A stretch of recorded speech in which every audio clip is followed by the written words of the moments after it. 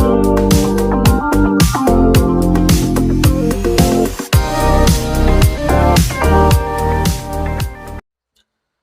semua, salam sejahtera Malaysia. Selamat datang ke channel Fels Lifestyle. Saudara-saudara, tuan-tuan dan puan, kita dikejutkan sebelum ini dengan pelantikan baharu Tun Dr. Mahathir Mohamad ataupun bekas Perdana Menteri. Pelantikan sebagai penasihat tidak rasmi untuk 4 negeri Perikatan Nasional. Tuan-tuan dan puan, apa yang timbul selepas itu, spekulasi yang timbul selepas itu, kenapa banyak orang di dalam kepimpinan Perikatan Nasional bersatu dan juga PAS, atau khususnya bersatu dan Perikatan Nasional, yang dipilih sebagai penasihat untuk 4 negeri PN ataupun PAS, disebutkan kita tahu kedudukan Perikatan Nasional, lebih banyak kerusi itu bukanlah bersatu yang dipimpin Muhyiddin Yassin, melainkan PAS yang dipimpin oleh Tan Sri Abdul Hadi Awang. Saudara-saudara, Tun Mahathir sebagai penasihat tidak rasmi kepada 4 negeri PN ini menimbulkan banyak tanda tanya. Pertama, beliau bukanlah seorang ahli parlimen. Beliau telah kalah pada pilihan raya umum ke-15 yang lalu. Nah, saudara-saudara, tidakkah ada pemimpin yang hebat ataupun seperti Mahathir yang mampu menjadi penasihat untuk Perikatan Nasional di dalam 4 negeri tersebut? Kenapa Tun Mahathir yang dipilih? Nah, saudara-saudara, dalam satu artikel ataupun satu dapatan saya melalui entry Twitter Nazri Hamdan, tahniah kepada Perikatan Nasional kerana telah melantik Tun Mahathir menjadi penasihat. Akan tetapi, ini juga menimbulkan kekeliruan. Adakah ini bermakna tidak ada orang yang cukup layak dalam PN itu sendiri untuk menasihati negeri-negeri Perikatan Nasional? Tidakkah ketua-ketua seperti Muhyiddin dan Hamzah dari Bersatu berkecil hati? Muhyiddin pun bukan calang-calang bekas Perdana Menteri. Hamzah pula bekas Menteri Persekutuan. Saya fikir mereka berdua dah cukup hebat dah untuk jalankan kerja-kerja menasihat. Apapun, semoga Tun Mahathir dapat menjalankan tugasnya dengan baik. Satu dapatan saya melalui entry Twitter Nazri Hamdan. Nah, banyak persoalan yang timbul. Kenapa Tun Mahathir yang dipilih? Bahkan ada juga spekulasi sebelum ini menyatakan, setelah Mahathir yang dipilih sebagai penasihat, tidakkah seperti apa yang dinyatakan dalam entry Twitter sebentar tadi, tidakkah ada pemimpin dari Bersatu yang akan berkecil hati? Sedangkan Muhyiddin Yassin adalah seorang bekas Perdana Menteri, bahkan beliau juga, saya dapat katakan, salah satu pempengaruh Perikatan Nasional yang kuat.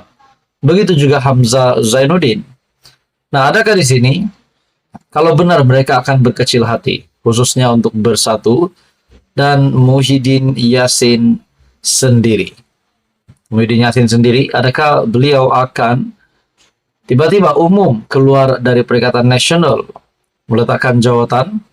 Dan yang lagi hebat lagi, saudara-saudara, spekulasi yang lagi hebat ataupun lagi mengejutkan adalah, adakah Bersatu dipimpin oleh Muhyiddin Yassin akan satu blok keluar dari Perikatan Nasional dan menyertai Kerajaan Perpaduan? Nah, saudara-saudara, ini pasti satu lagi spekulasi yang amat mengejutkan ramai.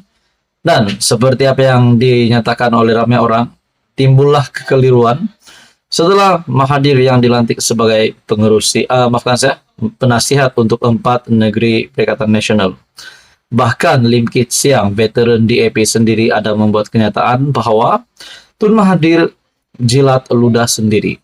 Nah, saudara-saudara, adakah patut Tun Mahathir meneruskan jawatan yang telah diberikan kepada beliau? Dan kita tahu juga lama-kelamaan mungkin bukan lagi sebagai penasihat untuk 4 negeri PN. Tidak mustahil Mahathir boleh dilantik kepada jawatan yang lebih besar lagi selepas ini. Dan bagaimana pula dengan Muhyiddin Yassin? Adakah beliau akan disisihkan oleh Hadi Awang, Presiden PAS, dan PAS sendiri disebabkan kekuatan PN itu adalah dari partai PAS. Saudara-saudara, semua itu menjadi spekulasi, menimbulkan banyak tanda tanya, kekeliruan juga ada berkaitan dengan pelantikan Tun Dr. Mahathir Mohamad. Saudara-saudara, apa komen Anda berkaitan dengan ulasan ini? Sekian saja, teruskan bersama di dalam channel ini untuk info yang seterusnya. Mohon bantu channel ini untuk menekan butang like. Anda juga boleh share video ini dan tekan butang subscribe. Halo semua, salam sejahtera Malaysia, tuan-tuan dan puan-puan yang amat dihormati sekalian.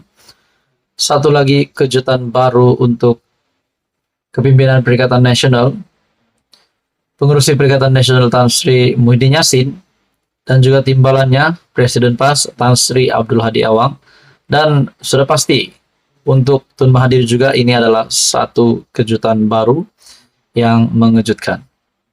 Tonton dari satu artikel dari Syahbudin.com, sokongan terbuka GPS kepada Anwar hingga pilihan raya umum ke-16 sudah boleh membuatkan kerengga-kerengga berhenti gugat kerajaan.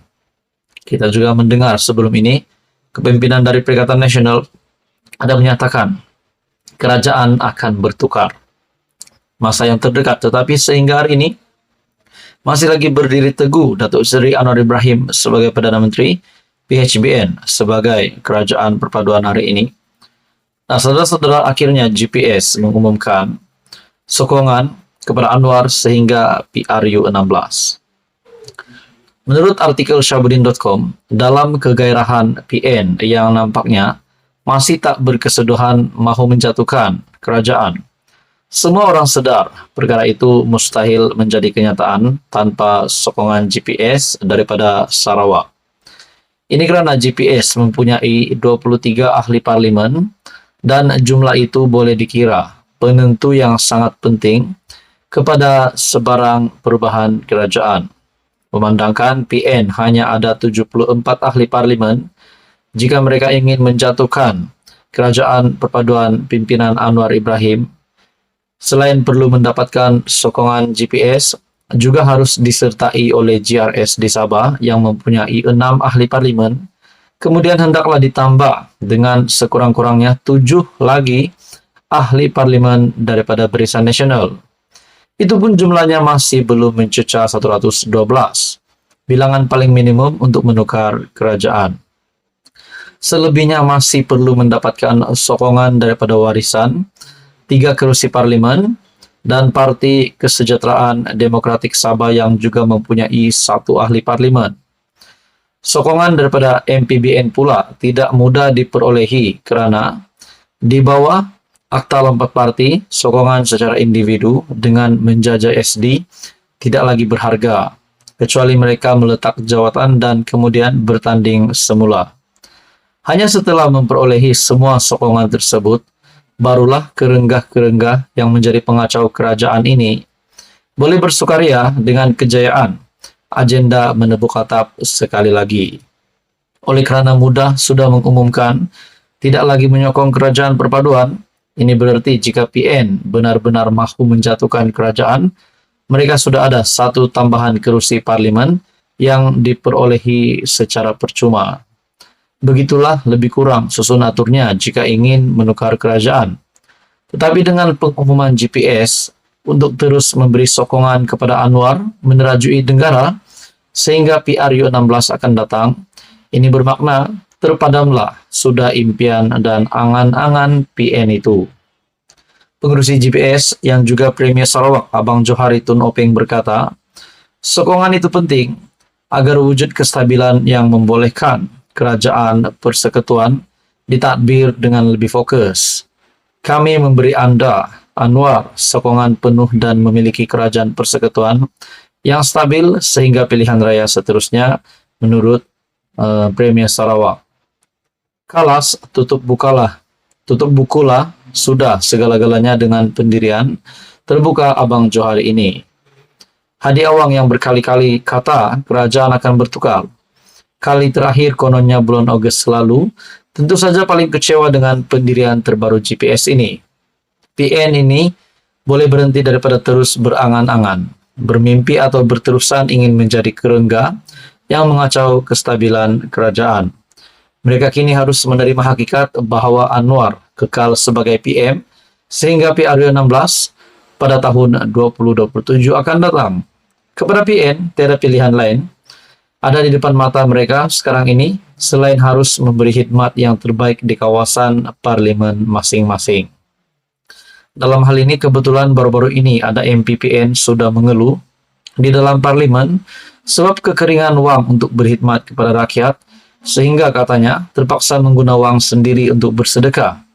Inilah masanya untuk PN datang kepada Anwar bagi memuktamadkan perjanjian keyakinan dan perbekalan atau CSA agar semua wakil rakyat boleh berkhidmat dengan lebih baik kepada rakyat di kawasan masing-masing. Tapi CSA itu hanyalah berkaitan peruntukan pembangunan saja. Dengan imbalannya mereka harus memberi sokongan kepada semua orang, semua rang undang-undang yang dibentangkan kerajaan di parlimen. Duit gaji sebagai ahli parlimen yang banyak itulah yang patut diguna untuk sedekah dan apa-apa belanja yang berkaitan menurut Syahabuddin Husin ataupun syahabuddin.com.